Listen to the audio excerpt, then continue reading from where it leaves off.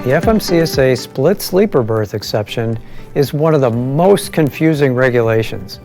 It's a game changer for some and could be for you. You can find the rule in 395.1. The rule allows for 2 separate qualifying break periods to be combined for at least 10 hours off duty.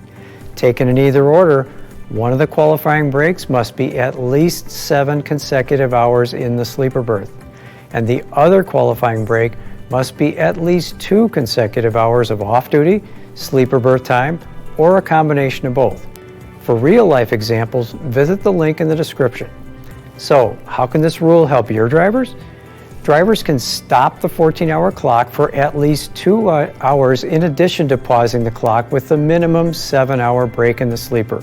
For example, the exception can be helpful if drivers face customer delays or just want to avoid rush hour and eat a meal. Drivers should be careful if they choose to be behind the wheel when they would typically be sleeping. Take a few minutes and consider if the split sleeper berth exception can be valuable for you and your drivers.